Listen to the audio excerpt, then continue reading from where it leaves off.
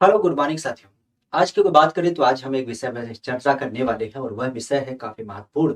क्योंकि आपने सुना भी होगा कि देश की सबसे लंबी नदी क्रूज सेवा। हालांकि पूर्व में अगर बात की जाए तो हमारे यूपी में भी नदियों में क्रूज चलाए जाने की व्यवस्था की शुरुआत बनारस से करी गई थी। और इसमें आप भी जानते हैं कि अलकनंदा क्रूज काफी चर्चा में था, क्योंकि मोदी जी का निर्वाचन क्षेत्र होने के नाते पहली बार यहाँ से इसको चालू किया गया था।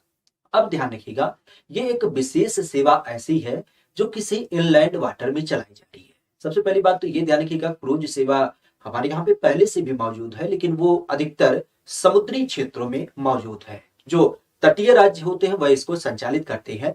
कोई जो नदी टाइप की संरचना है जो किसी राज्य के बीच से होकर के जाती है, वहां पे ऐसी कोई क्रूज सेवा नहीं थी।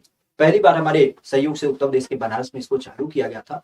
और लेकिन वो भी जो चालू था वो कुछ किलोमीटर तक ही सीमित था, आपके बनारस शहर तक ही। लेकिन आप भी जानते हैं कि अगर हम वाटर के माध्यम से अपना परिवहन चालू कर दें तो ये काफी सस्ता और काफी टिकाऊ होता है।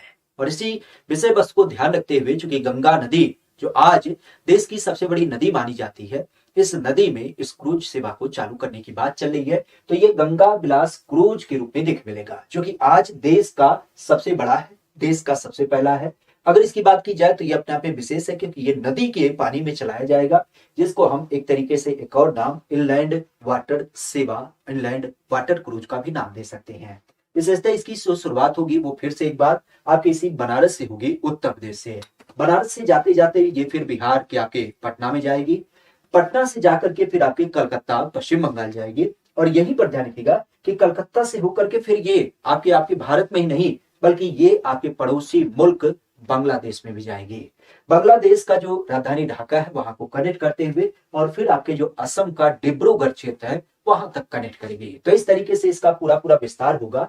लगभग लगभग 3200 किलोमीटर तक यह सेवा आपकी संचालित की जाएगी। और इसी कारण से यह देश का सबसे लंबा बोला जा रहा है। खासा इसके अंतर्गत, चूंकि आप भी जानते हैं जो वाटरवेज होती है वो बहुत तेजी से नहीं चलती है।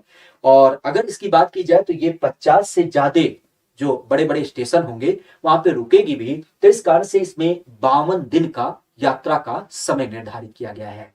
और साथ ही साथ इसकी ही जब बात की जाए तो वैसे तो शुरुआत हो रही है गंगा नदी, और असम की जब बात की जाए तो वहां पे ब्रह्मपुत्र नदी को कनेक्ट करेगी। लेकिन इसके बीच में भी और भी कई सारी छोटी नदियां होंगी, कई सारी बड़ी नदियां होंगी। तो इस तरीके से कुल मिला के देश के लगभग लगभग 27 अलग अलग नदियों को ये क्रॉस भी करेगी और साथ ही साथ उनके जल का इस्तेमाल भी करेगी। तो इस तरीके से आज देश के सदर का सबसे बड़ा इनलैंड वाटर क्रूज सेवा आपके बनारस से लेकर के असम के डिब्रूगढ़ तक संचालित किया जाएगा, जो कि 3200 किलोमीटर लंबा होगा।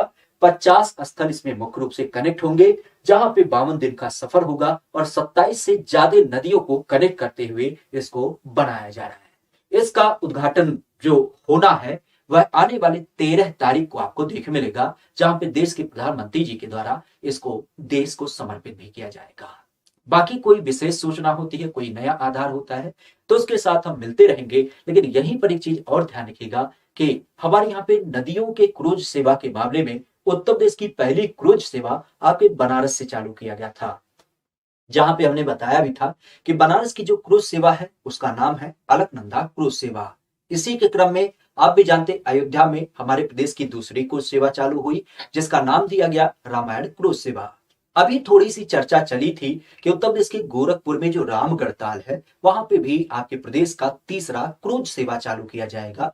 और ये विशेषतः जो क्रूज होगा वह 5 मंजिला होगा, पूरी तरीके से आपके गोरखपुर के दृश्य को दर्शाता हुआ। यहाँ पे होटल वगैरह भी निर्मित किए जाएंगे। बाकी कोई नई सूचना होती है, कोई नया अपडेट होता है तो उसके साथ हम आप सबके साथ मिलते रहेंगे। आज के संदर्भ को हम यहीं पर रखते हैं। बाकी आज के लिए